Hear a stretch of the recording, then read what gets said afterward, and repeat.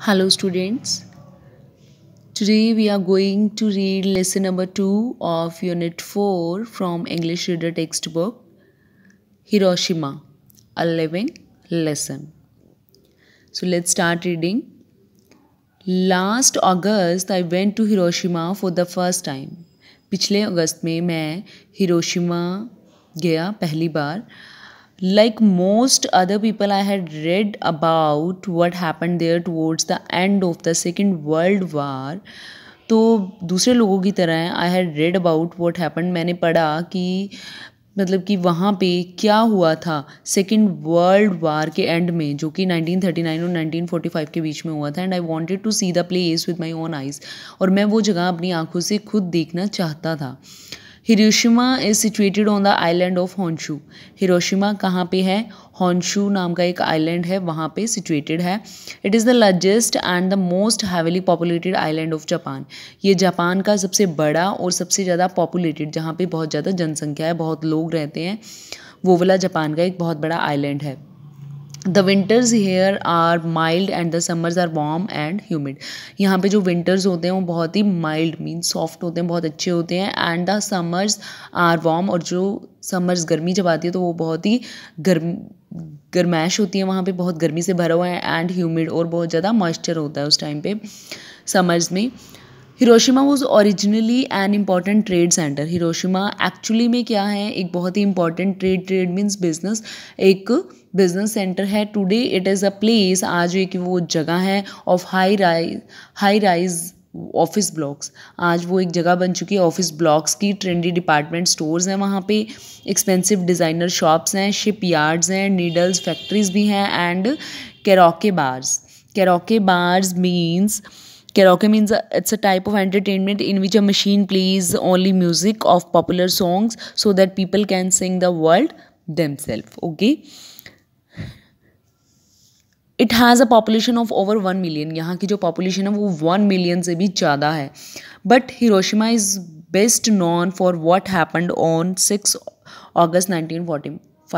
तो हिरोशिमा एक best non place है किसके लिए? कि वहाँ पे 6 अगस्त 1945 में वहाँ पे क्या हुआ था, इस चीज़ के लिए वो एक सबसे अच्छी जानी जाने वाली जगह है. एट 8:15 8:15 पे an American bomber is a plane that carries and drops bombs. एक अमेरिकन उसको बोला गया है प्लेन को जिसमें बॉम्ब्स होते हैं और वो ड्रॉप करते हैं, फेंकते हैं.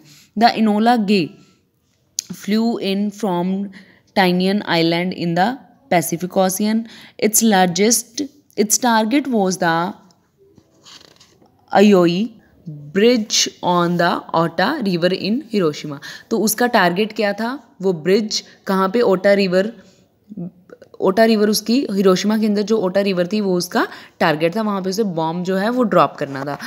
From a height of 1970 metres it dropped an atom bomb. तो उन्होंने इतनी हाइट से, ठीक है, ये जो एटम बॉम्ब है वो ड्रॉप किया, फेंक दिया. The dropping of the bomb caused, और जैसे वो बॉम्ब गिरा, such damage that the world had never seen before. और इतना ज़्यादा डिस्ट्रक्शन हुआ इसका, मतलब कि इतना उसकी वजह से नुकसान हुआ, इतना डैमेज हुआ कि कोई सोच भी नहीं सकता है.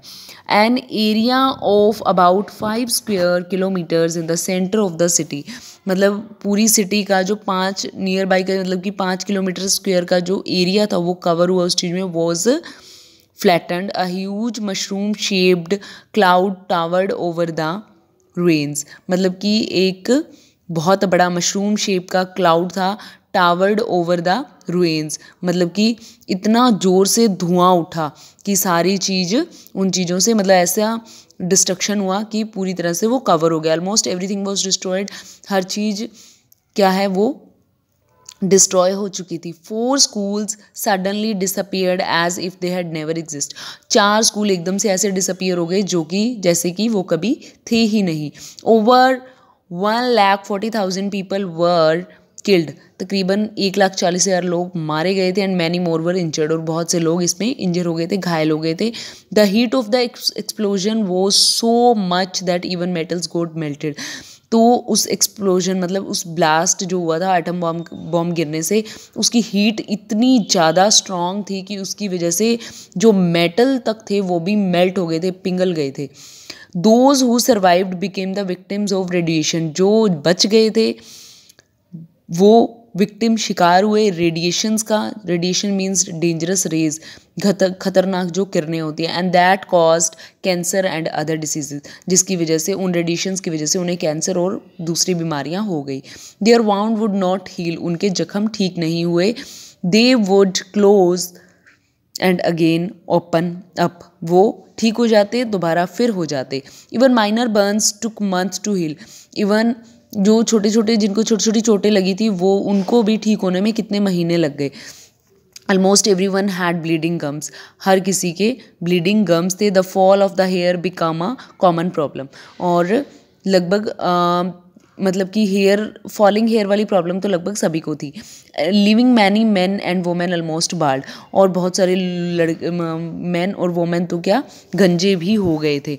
फादर केलिनसॉर्ग अ जर्मन मिशनरी, जो कि एक जर्मन मिशनरी थे, who visited the city a day letter rights, जिन्होंने कि वहाँ पे सिटी में विजिट किया, एक दिन बाद में लिखते हैं, I heard a voice asking for water, मैंने एक आवाज़ सुनी जो पानी मांग रही थी, फ्रॉम द अंडरबश, उन बशेज़ के बीच में, मतलब पेड़ जैसे जंगल होता है, जंगल के बीच में झाड़ियाँ होती हैं, तो वहाँ से मुझे एक आवाज़ आई जो कि पानी मांग रही थी। Have you anything to drink, क्या तुम्हारे पास कुछ है पीने के लिए? सी When Father Kellingsor bent down to look, जब फादर केलिंगसोर झुके देखने के लिए, he saw a uniform, तो उन्हें एक यूनिफॉर्म दिखाई दी।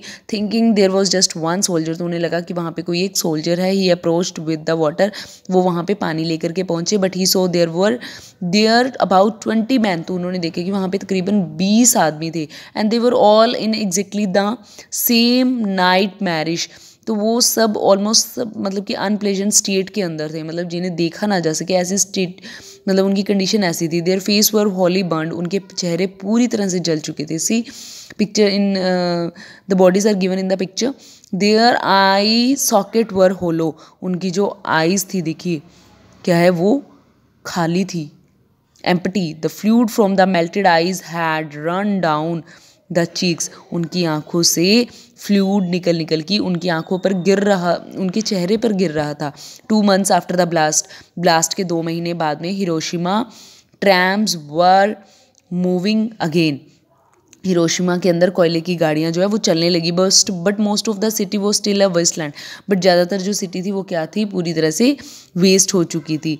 Rebuilding is still going on this day, आज तक अभी तक वहाँ पे क्या है, रीबिल्डिंग मतलब कि कंस्ट्रक्शन चल रही है, उसको रेनोवेट, पूरी सिटी को दोबारा से कंस्ट्रक्ट किया जा रहा है। There are a number of clinics to help the bomb survivors, atom bomb survivors, अभी भी वहाँ पे बहुत सारे क्लिनिक्स हैं जो कि उन सर्वाइवर्स को हेल्प करने के लिए, जो एटम बॉम्ब के इस डिस्ट्रक्शन में मारे गए थे, या जो कुछ लोग मारे गए थे और जो इसके विक्टिम्स थे, उनके ट्रीटमेंट के लिए अभी वहाँ पे बहुत सारे क्लिनिक्स हैं। Hiroshima has various memorials and shrines built to commemorate what happened in 1945, तो हिरोशिमा के अंदर बहुत सारी ऐसी यादें हैं, बहुत सी ऐसी चीज़ें बनी हैं, मेमोरियल एंड श्राइन्स होता है temples, build in the commemorate what happened in 1945, कि 1945 में वहाँ पे क्या हुआ। I visited most of the shrines, मैंने वहाँ पे ज़्यादातर सभी टेम्पल्स में विजिट किया हुआ। I saw the stone coffin which contain books listing those killed by the atom bomb,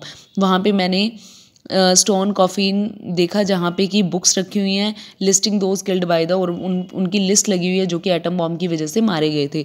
the एपिटैफ reads, एपिटैफ का मतलब होता है word said about a dead person, मतलब एक मरे हुए इंसान के लिए कहे गए words, specially those words which were written on the grave stone, मतलब कि जब लोगों की ग्रेव्स बना दी जाती है, उनको दबा दिया जाता है, तो वहाँ पे जो ग्रेव्स होती हैं उन पे जो वर्ड्स लिखे होते हैं वो स्पेशली उसमें लिखे गए हैं। Rest in peace for the error shall not be repeated, these are the wordings that was written there. In the museum में I saw a film of the actual bomb being dropped, तो मैंने वहाँ पे एक film देखी of the actual bomb being dropped, जो कि bomb गिरा गया था, उसकी एक मूवी मैंने वहाँ पे देखी। The various exhibits displayed that included the twisted bicycle frame, उसके अलावा मैंने और भी बहुत सारी चीज़ें देखी जो वहाँ पे डिस्प्ले की गई हैं एग्जिबिट, वहाँ पे द ट्विस्टेड बाईसाइकिल जो ट्विस्ट हो चुकी थी, द बर्न्ड रूफ टाइल्स, जो बुरी तरह से जली हुई छतें हैं, एंड द हॉरिबल फोटोज़, बहुत ही हॉरिबल भयानक फोटोज़ ऑफ डिफॉर्मिटीज़ मतलब कि एबनॉर्मल कास्ट बाय द 6 अगस्त 1945 ब्लास्ट। और इन सब का रीज़न क्या था, 6 अगस्त 1945 को जो ब्लास्ट हुआ है इसकी वजह से ये जितना भी डिस्ट्रक्शन हुआ है उन सब का एक एग्जीबिशन वहाँ पे था जो कि डिस्प्ले किया गया था। एट द गिफ्ट शॉप पे I bought a T shirt with no more Hiroshimas printed on it. और मैंने गिफ्ट शॉप से एक टी शर्ट बाय की जिस पे लिखा हुआ था नो मोर हिरोशिमास, जिस पे ये प्रिंट किया हुआ था। On the evening of 6 August